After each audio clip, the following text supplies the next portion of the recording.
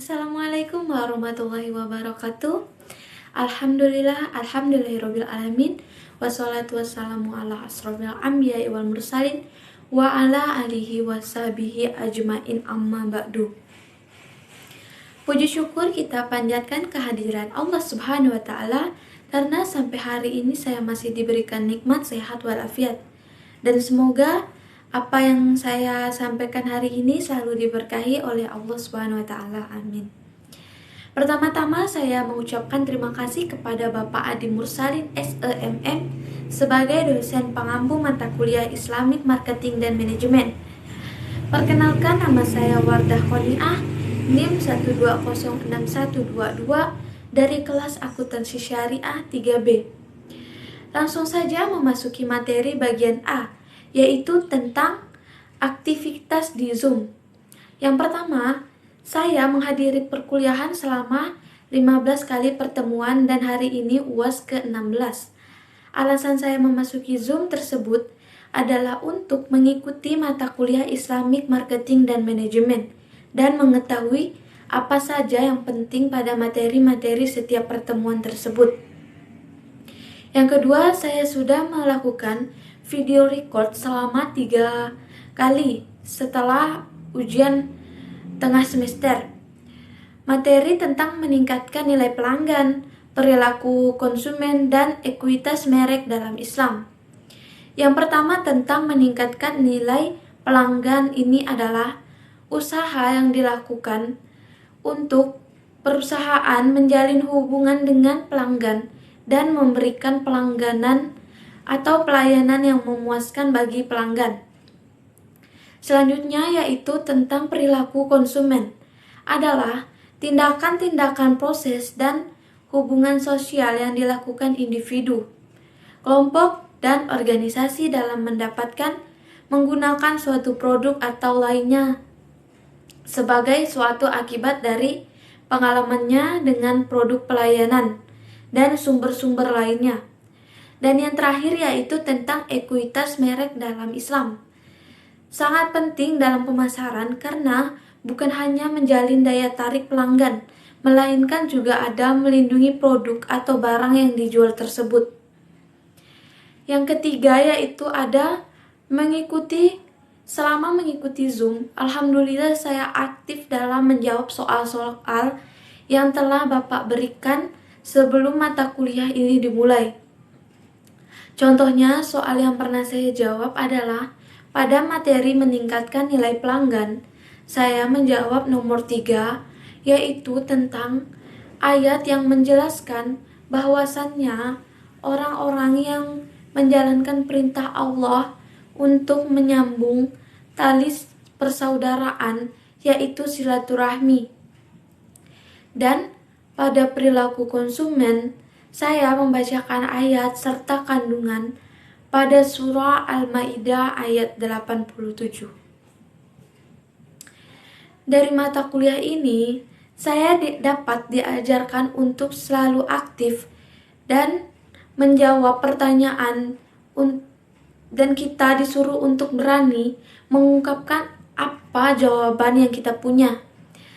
Serta manfaat yang saya peroleh yaitu saya dapat mengetahui apa saja yang penting dalam pemasaran dan apa saja cara dalam membuat pelanggan tertarik pada produk yang kita punya. Cara menerapkan ilmu yang telah pernah dibahas yaitu dengan menarik kesimpulan apa saja yang sangat penting pada setiap materi yang sudah dibahas pada pertemuan-pertemuannya. Dalam mata kuliah ini, saya berharap mendapatkan nilai terbaik. Alasannya karena dalam melaksanakan Zoom, saya selalu hadir dan selalu aktif dalam menjawab soal. Dan dalam mengerjakan tugas-tugas yang Bapak berikan, contohnya melakukan record video, alhamdulillah sudah saya lakukan semuanya. Saya berharap Bapak dapat memberikan nilai yang baik atau yang bagus untuk saya. Selanjutnya yaitu bagian B. Pertanyaan tentang berkenaan dengan teori-teori yang berkenaan dengan Islamic Marketing and Management. Baik, di sini saya akan membacakan surah yang berhubungan dengan Customer Relationship and Management. Surah Ar-A'rad ayat 21. A'udzubillahi minasyaitonirrajim. Bismillahirrahmanirrahim. Wallazina yasiluna ma amarallahu bihi ayyusalla wa yakhshawna rabbahum wa yakhafuna su'al hisab, yang artinya, dan orang-orang yang menghubungkan apa yang diperintahkan Allah agar dihubungkan, dan mereka takut kepada Tuhannya dan takut kepada hisab yang buruk. Selanjutnya surah An-Nisa ayat 9. وَلْيَخْشَلَّذِينَ لَوْ تَرَكُوا مِنْ خَلْفِهِمْ ذُرِّيَّةً ضِعَافًا خَافُوا عَلَيْهِمْ فَلْيَتَّقُوا اللَّهَ وَيَقُولُوا قَوْلًا سَدِيدًا. Artinya, dan hendaklah takut kepada Allah orang-orang yang seandainya meninggalkan di belakang mereka anak-anak yang lemah, yang mereka khawatir terhadap kesejahteraan mereka. Oleh sebab itu, hendaklah mereka bertakwa kepada Allah, dan hendaklah mereka mengucapkan perkataan yang benar. Isi kandungan ayat ini ditunjukkan kepada orang-orang yang sakit atau menjelang sakaratul maut. Maka dia harus menyampaikan pesan atau wasiat yang mengandung kebaikan dengan ucapan-ucapan yang menyejukkan, di mana pesan itu akan dikenang dan diingat oleh anak-anak yang ditinggalkan, sehingga meninggalkan berkas yang berharga untuk mereka.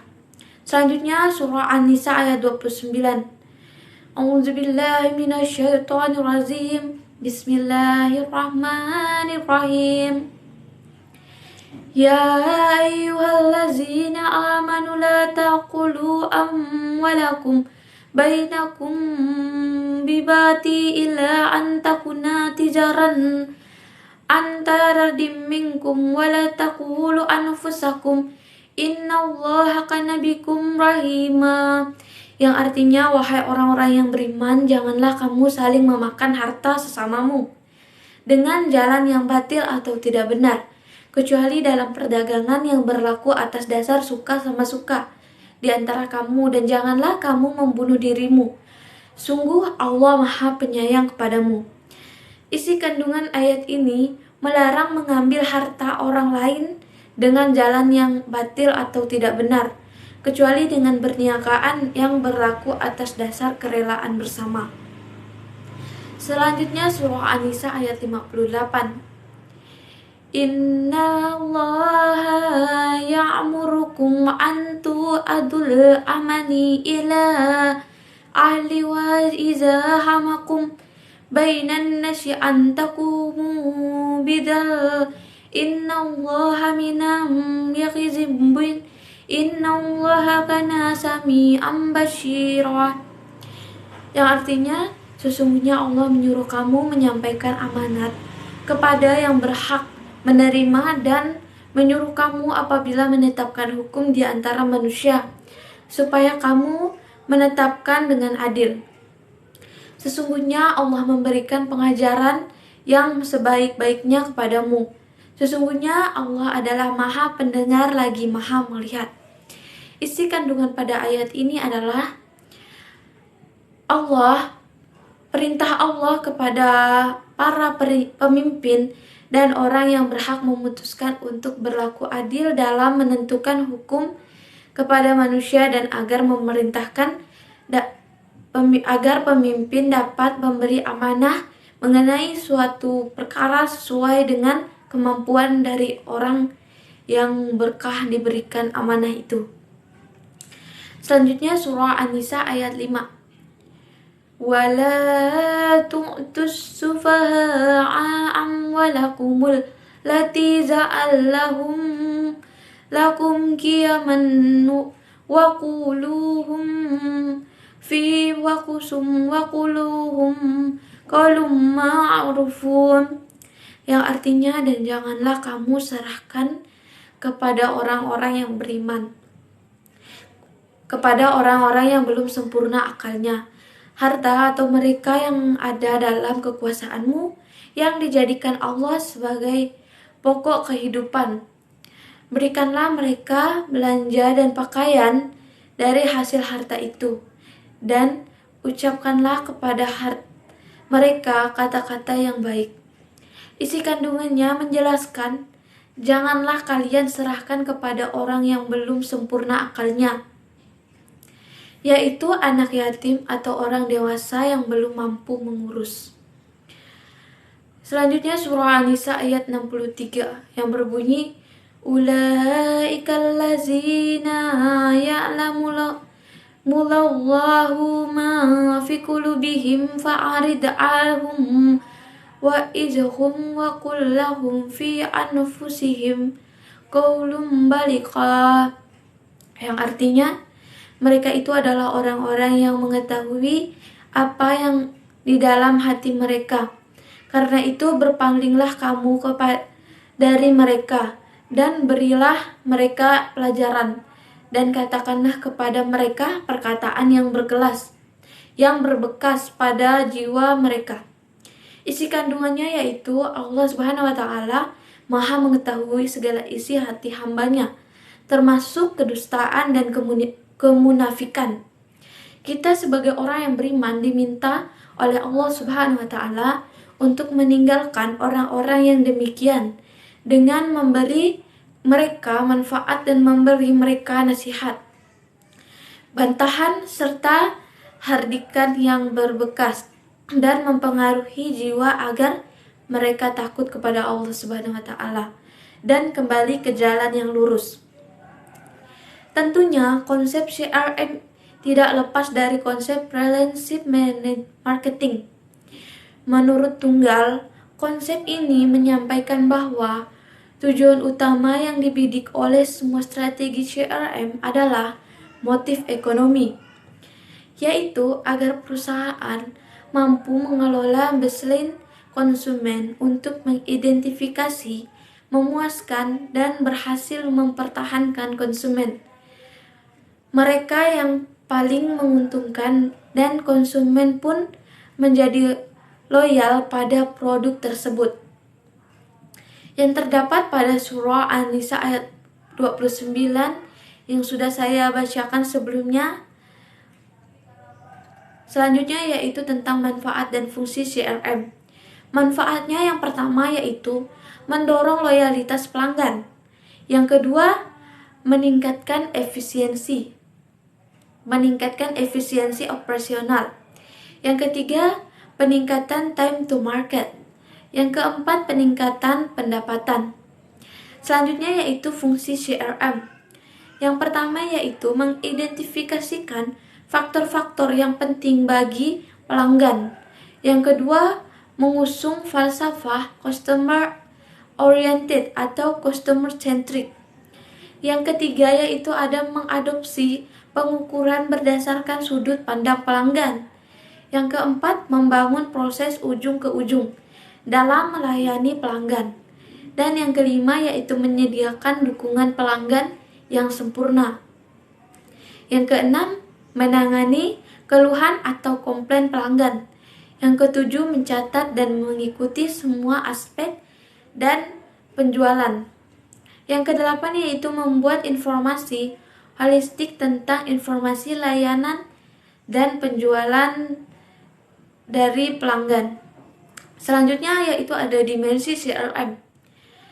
Identifikasi pelanggan atau customer identification, di mana perusahaan harus bisa mengidentifikasi pelanggan agar bisa diperlakukan sesuai yang diharapkan dan juga bisa menjadi ikatan yang saling menguntungkan. Selanjutnya yaitu membangun daya tarik terhadap pelanggan atau customer attraction. Hal ini dapat berbentuk bagaimana cara perusahaan dalam memberikan dalam memberikan suguhan keunggulan perusahaan, sehingga pelanggan atau calon konsumen tertarik untuk datang dan tertarik dengan produk yang ditawarkan. Selanjutnya yaitu mempertahankan pelanggan yang ada atau customer retention. Pelanggan yang sudah menjadi bagian dari perusahaan, maka perlu dijaga baik hubungannya dengan memberikan fasilitas dan juga daya tarik tersendiri, agar pelanggan tetap memilih produk perusahaan meskipun banyak saingan di luar perusahaan. Selanjutnya yaitu pengembangan pelanggan atau customer development. Maksudnya yaitu memfasilitasi pelanggan yang bisa memberikan konsumen baru di perusahaan dan juga bisa berbentuk ajakan tawaran yang dilakukan pelanggan sendiri ke orang lain, ke orang sekitarnya atau teman-temannya. Faktor pribadi merupakan pengumpulan dan pengelompokan kekonsistenan reaksi seorang individu tentang situasi yang sedang terjadi. Perilaku seseorang dalam membeli sesuatu juga dipengaruhi oleh faktor-faktor kepribadian dari konsumen yang bersangkutan. Faktor pribadi ini menggabungkan antara tatanan psikologis dan pengaruh lingkungan, termasuk watak dasar seseorang, terutama karakteristik dominan mereka. Meskipun kepribadian adalah salah satu konsep yang berguna dalam mempelajari perilaku konsumen, beberapa pemasar percaya bahwa kepribadian mempengaruhi jenis-jenis dan merek-merek produk yang dibeli.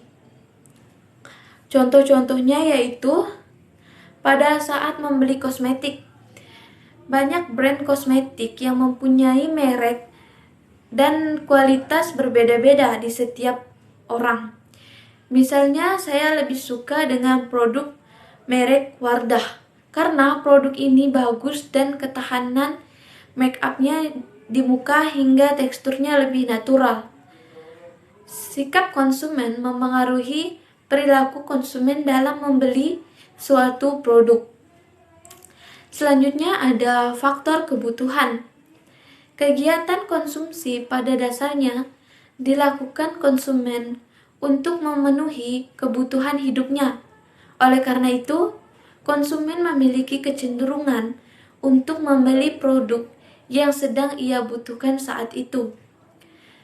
Terlepas dari produk tersebut termasuk kebutuhan primer atau kebutuhan rutin atau tidaknya. Contohnya yaitu dalam membeli produk yang mana saya melihat dari faktor kebutuhan, dan ketika pergi ke minimarket, saya cenderung membeli teh kotak atau kopi karena dari segi kebutuhan hal itu menjadi penting. Selanjutnya yaitu ada faktor lingkungan. Faktor lingkungan ini juga sangat berpengaruh terhadap pola perilaku konsumen. Hal ini disebabkan gaya hidup yang menjadi ciri khas suatu lingkungan menciptakan skala gengsi dan membuat konsumen memiliki banyak pertimbangan dalam membeli suatu produk-produk yang ada. Contohnya pada diri kita yaitu pernah suatu ketika saat pergi ke tempat makan, kita membeli apa yang kita inginkan pada tempat tersebut.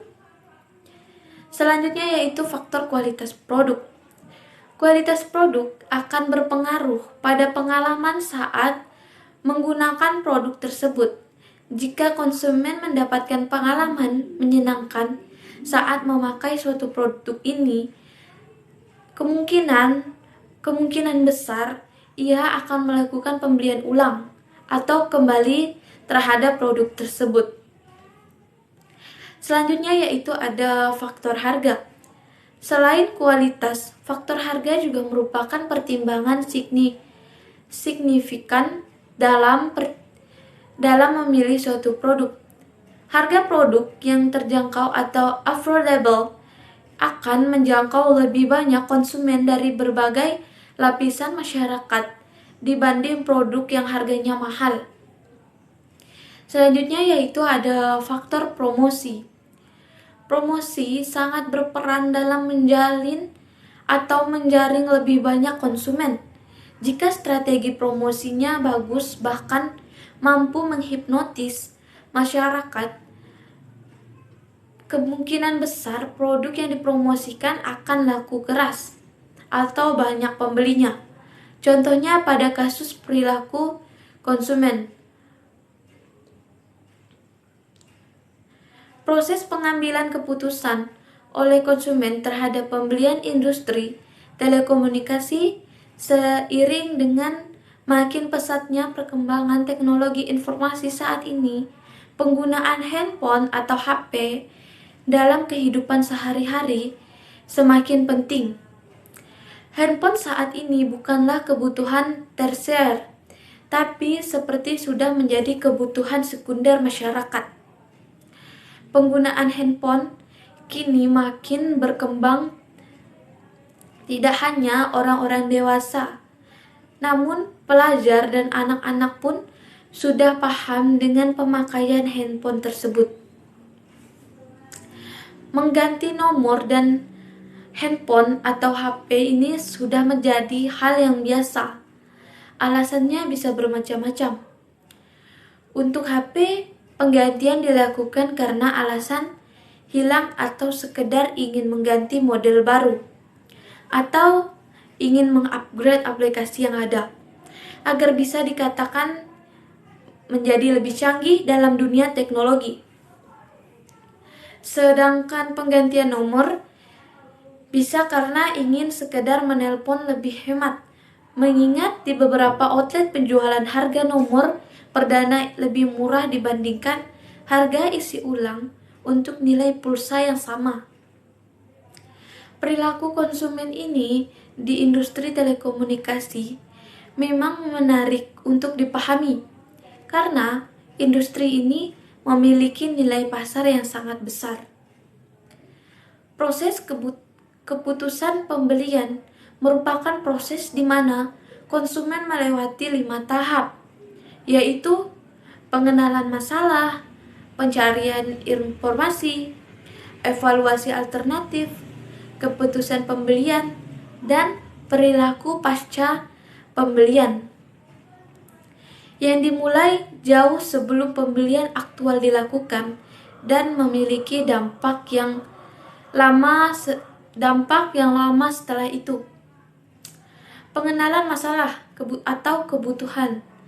Pada pemasar, perlu mengidentifikasi keadaan yang memicu kebutuhan tertentu dengan mengumpulkan informasi dari sejumlah konsumen. Dapat diberikan contoh yaitu saat akan diundang oleh teman untuk pergi ke pernikahannya, dan saya tidak memiliki pakaian yang menurut saya cocok dengan tema pernikahan, maka hal itu menjadi alasan saya untuk membeli pakaian lagi atau mencari-cari pakaian yang cocok untuk datang pada undangan tersebut. Pencarian informasi. Pencarian informasi mulai dilakukan ketika konsumen memandang bahwa kebutuhan tersebut bisa dipenuhi dengan membeli atau mengkonsumsi suatu produk. Contohnya, setelah itu, saya memulai mencari informasi di aplikasi e-commerce atau pergi ke toko baju atau aplikasi Shopee untuk mencari pakaian yang cocok dan menarik. Setelah itu pun saya mencari informasi mengenai bahan dari pakaian tersebut dan harganya. Hal itu penting untuk menyesuaikan dengan biaya yang dimiliki. Selanjutnya yaitu evaluasi alternatif. Evaluasi alternatif adalah proses mengevaluasi pilihan produk dan merek, dan memilihnya sesuai dengan keinginan konsumen. Contohnya dalam memilih baju perempuan, cenderung dihadapkan dalam pilihan yang sulit, karena tentunya banyak sekali baju yang akan menurut mereka menarik. Maka dari itu, perlulah dievaluasi. Evaluasi alternatif atau pemilihan baju dari sekian banyak baju, terpilihan untuk mencari yang terbaik menurut diri kita. Selanjutnya yaitu kebutuhan pembelian. Dalam tahap evaluasi alternatif, konsumen membentuk preferensi atas merek-merek dalam kumpulan pilihan.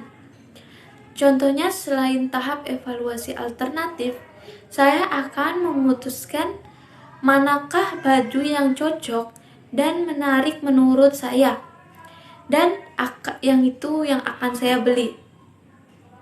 Perilaku pasca pembelian. Setiap pembelian, konsumen mungkin mengalami ketidaksesuaian karena memperhatikan fitur-fitur tertentu yang mengganggu atau mendengar hal-hal yang menyenangkan tentang merek lain, dan akan selalu siaga terhadap informasi yang mendukung keputusannya. Contohnya yaitu perilaku pasca pembelian ini adalah bagaimana perilaku saya setelah saya memakai baju yang saya beli untuk pergi ke pesta pernikahan teman saya tadi. Apakah saya suka atau sedikit kecewa karena ternyata kurang menarik? Atau menurut saya dengan foto itu beda sekali dengan datangnya. Tafsiran ayat konsumsi atau ayat yang berkenaan dengan perilaku konsumen, dan jelaskan isi kandungannya. Wahai manusia, makanlah dari makanan yang halal dan baik yang terdapat di bumi, dan janganlah kamu mengikuti langkah-langkah setan. Sesungguhnya setan itu musuh yang nyata bagimu. Berikut adalah pada Quran Surah Al-Baqarah ayat 168. Kandungannya adalah seruan untuk memakan makanan yang halal, lebih lagi baik yang sudah disediakan oleh Allah. Selain itu terdapat pula seruan untuk tidak mengikuti langkah setan, atau utamanya dalam menghalalkan dan mengharamkan sesuatu, karena mereka akan selalu menyesatkan manusia. Selanjutnya yaitu, wahai anak cucu Adam, pakailah pakaianmu dan pakailah pakaianmu yang bagus pada setiap memasuki masjid. Maka makan dan minumlah, tetapi janganlah berlebihan. Sesungguhnya Allah tidak menyukai orang yang berlebihan. Pada Quran Surah Al-A'raf ayat 31. Kandungan surah ini, Allah memerintahkan agar manusia berlaku adil dalam semua urusan. Maka pada ayat ini Allah memerintahkan agar memakai pakaian yang baik dalam beribadah, baik ketika sholat, tawaf, dan ibadah lainnya. Allah juga memerintahkan manusia untuk makan dan minum secukupnya, tanpa berlebihan. Selanjutnya yaitu pada Quran Surah Asy-Syura ayat 181 dan 183, Surah Al-Anbiya ayat 185, dan Surah Ad-Duha ayat 8, dan jelaskan arti dan isi kandungan ayat Asy-Syura. A'uful qaila wa la tukunu minal mukhirin, yang artinya sempurnakanlah takaran dan janganlah kamu merugikan orang lain. Wazinu bil qistasil mustaqim, dan timbanglah dengan timbangan yang lurus. Wala takhasun nasa asya'ahum wa la tasha'ahum fil ardi mufsidin. Dan janganlah kamu merugikan manusia pada hak-haknya, dan janganlah kamu merajalela di muka bumi dengan membuat kerusakan. Isi kandungan tiga ayat di atas yaitu menerangkan bahwa Syuaib menyeru kaumnya untuk menghentikan kejahatan yang biasa mereka lakukan. Mereka diseru untuk menyempurnakan takaran dan timbangan baik di waktu menjual maupun membeli.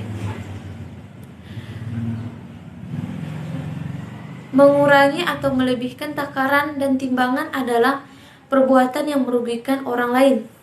Hal itu berarti membuat kerusakan di bumi.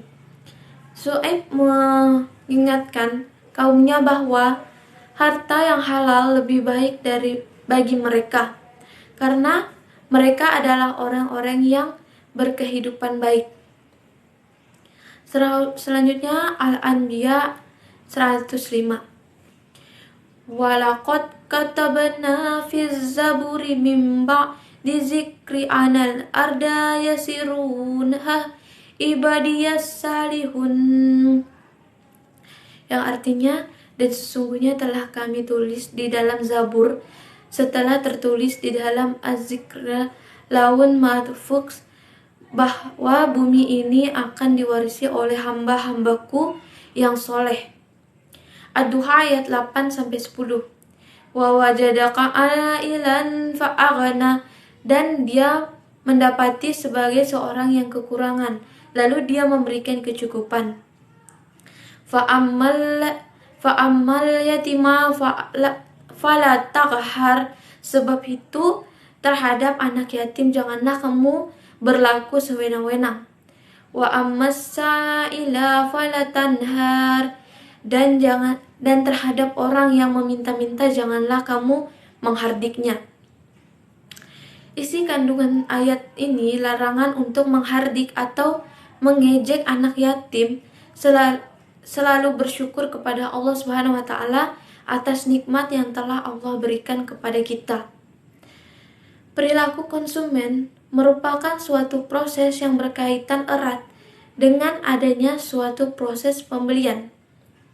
Pada saat itu, konsumen melakukan aktivitas seperti melakukan pencarian, penelitian, dan pengevaluasian produk dan jasa atau product and service. Jadi, merek adalah produk atau jasa yang dimensinya menjadi diferensiasikan dengan beberapa cara dari produk atau jasa lain yang dirancang untuk memuaskan kebutuhan yang sama. Perbedaan ini bisa fungsional, rasional, atau nyata, atau berhubungan dengan kinerja produk dari merek. Perbedaan ini bisa juga lebih bersifat simbolis, emosional, atau tidak nyata, atau berhubungan apa yang diferensiasikan merek. Perilaku konsumen dalam perspektif ekonomi Islam adalah tidak adanya sikap hidup yang berlebihan atau boros, dan tidak pula kikir atau israf, melainkan adalah di tengah-tengah yang berlandaskan kebutuhan, bukan karena keinginan seseorang. Selanjutnya yaitu tentang ekuitas merek yang tinggi memberikan sejumlah keunggulan. Apa saja sejumlah keunggulan kompetitif yang dimaksud? Yang pertama yaitu ada perusahaan akan menikmati penurunan biaya pemasaran karena tingkat kesadaran konsumen dan loyalitas konsumen yang tinggi. Yang kedua yaitu perusahaan akan memiliki tuasan dagang dalam berunding dengan para distributor dan pengecer karena ada maksud untuk menjual merek tersebut. Yang ketiga yaitu perusahaan dapat mematok harga yang lebih dibandingkan para pesaing karena merek itu mempunyai mutu yang tinggi atau menurut anggapan para konsumen. Yang keempat ada Perusahaan dapat perluasan mudah meluncurkan perluasan merek karena nama merek mempunyai kredibilitas yang tinggi. Yang kelima yaitu merek menawarkan perlindungan kepada perusahaan melawan kompetisi harga yang alot. Selanjutnya yaitu pada dasarnya pemberian nama atau merek adalah sangat penting.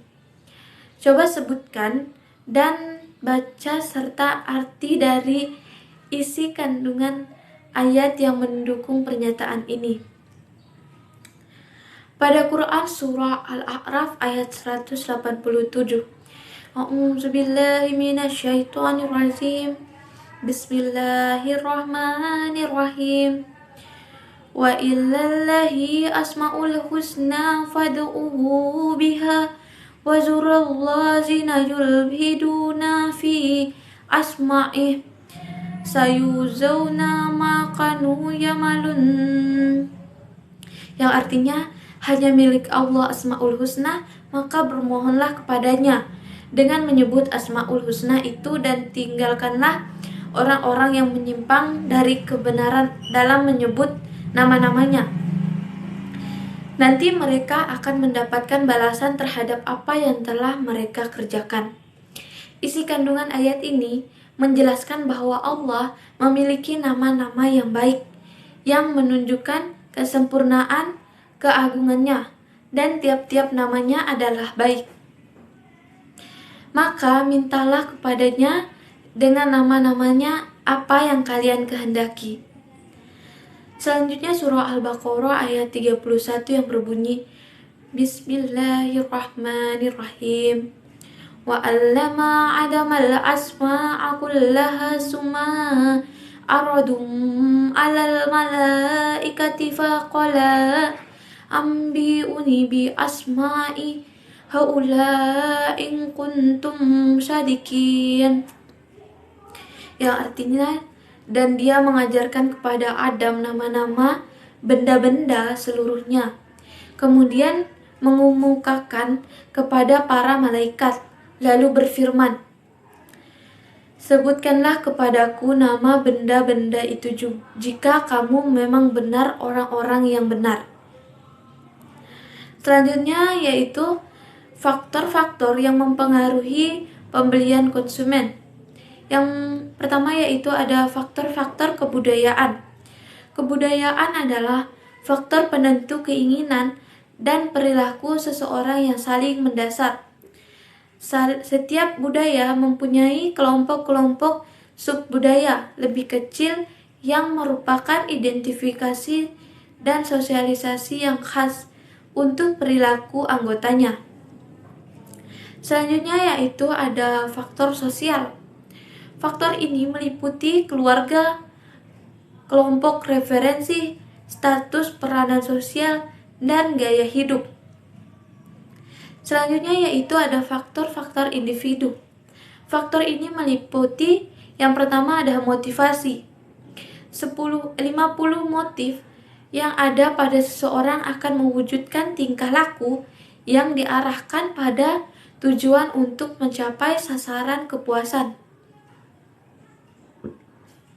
Jadi, motif bukan suatu yang dapat diamati tetapi merupakan hal yang dapat disimpulkan karena dapat disaksikan.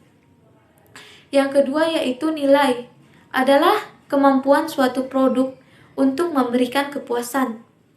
Yang ketiga, persepsi atau pengamatan adalah suatu proses di mana manusia menyadari dan menginterpretasikan aspek lingkungannya.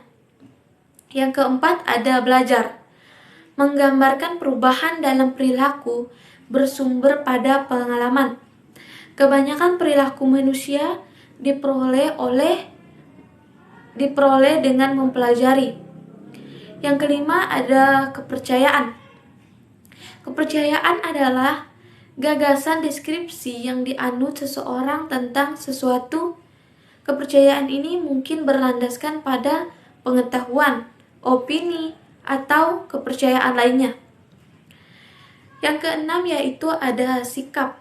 Sikap ini menggambarkan penilaian kognitif yang baik maupun tidak baik. Perasaan-perasaan emosional dan kecenderungan berbuat yang bertahan selama waktu tertentu terhadap beberapa objek dan gagasan. Yang ketujuh ada kepribadian.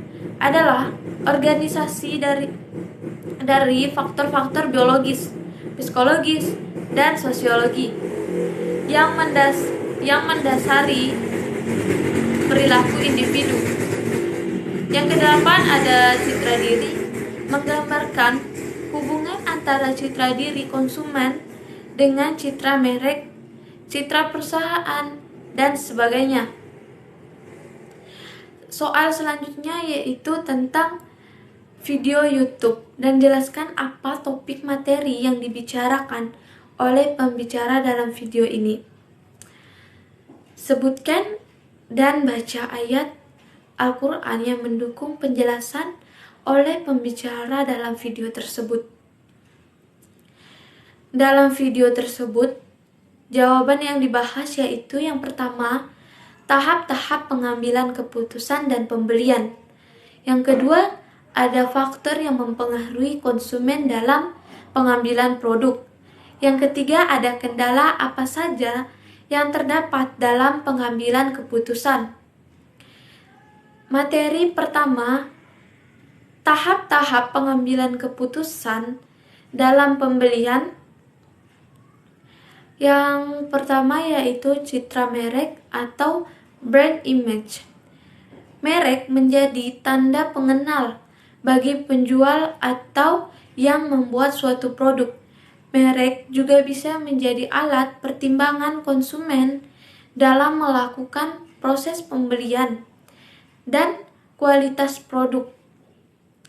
Merek ini sangat berpengaruh dalam keputusan pembelian, mengetahui hidup mewah atau sederhana. Selanjutnya, kualitas produk pencapaian. Kualitas perusahaan membutuhkan beberapa kebutuhan untuk merumuskan kebijakan kualitas produk, seperti fungsi barang.